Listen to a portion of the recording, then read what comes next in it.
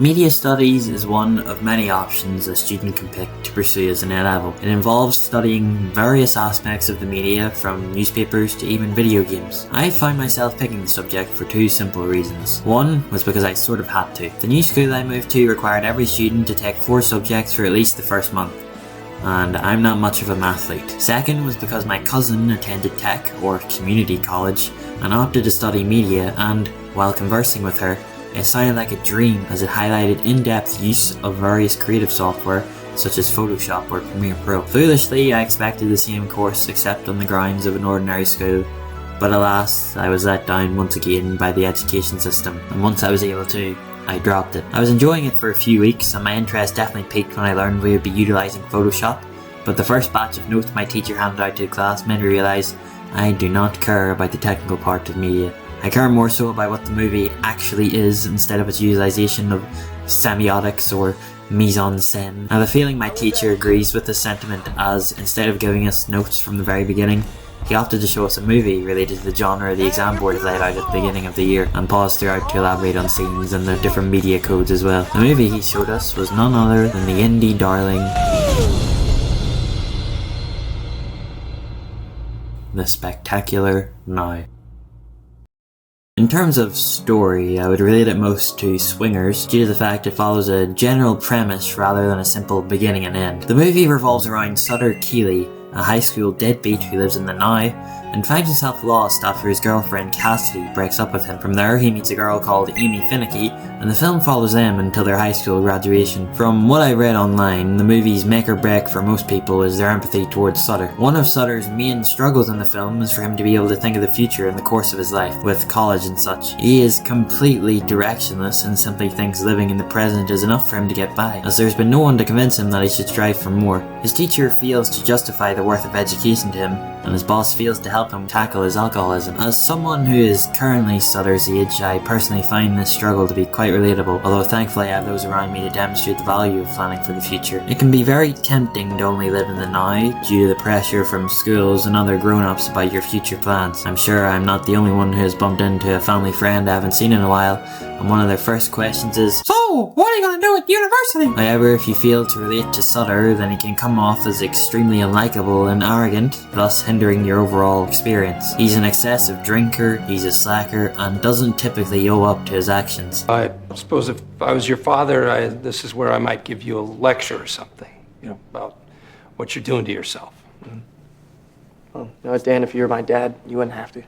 In addition, I myself find that I cannot fully like Sutter. To bring it back to Swingers, I find Jon Favreau's character of Mike to be more likeable, despite that, on the surface, the two go through the same heartbreak. Mike spends basically the entire film wallowing in his misery over something that wasn't even his fault, which can make him come across as irritating and pathetic. However, Mike's redemption at the end is what makes him a likeable character, despite his flaws. Sutter's own failure to, for lack of a better term, grow up is what causes his misery. But the difference is that Sutter isn't redeemed in the usual sense. The ending of the film is ambiguous, with Sutter visiting Amy in Philadelphia, and the closing shot is just the two staring at each other. Sutter's narration implies that he's ready to step into the future, and his visit to Amy carries the implication he's ready to turn his life around. Ambiguity is a method that I find to be fragile in the sense that if it is handled poorly, the story itself is jeopardized. That isn't to say ambiguity is a bad thing. Hell, I love The Sopranos for it. Being ambiguous just for the sake of being ambiguous isn't mysterious.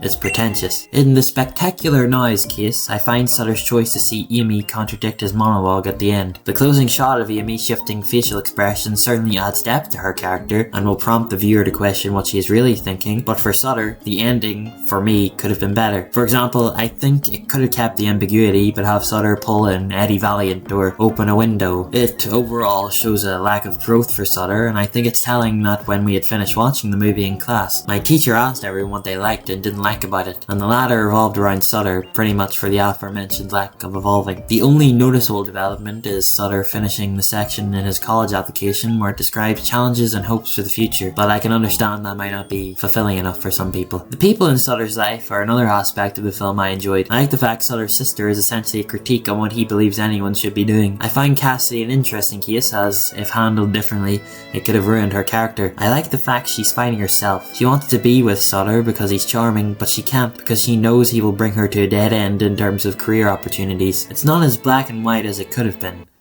unlike other parts of the movie. I find certain parts of this film to be tropey and predictable, particularly regarding Sutter meeting his father. You wait for the moment in the movie where Sutter meets his dad and realizes that he's been falsely idolizing him, and for him to go home and tell his mum that she was right. The movie dangles this cliche throughout, and it gets tiresome. Next, I'll go over some of the technicalities of the film and why I believe that if you want to get into studying film on a precise level, you should start with this one. If you want to catch all the little details, the film demands your full attention. Some things can be easy to miss, such as Sutter's sister wearing a blouse with presumable wedding rings and chains all around it, emphasizing that she feels trapped in her marriage for financial reasons. However, the biggest semiotic which recurs throughout the film is Sutter and windows. Almost every scene when Sutter is sitting inside, he is located next to a window. Emphasis on the word next. He never looks through it, meaning he doesn't think about the future and is indulged in the spectacular now. There are lots of similar instances of this, such as the contrast between Cassidy and Amy's room, the song Sutter plays on the jukebox in the bar,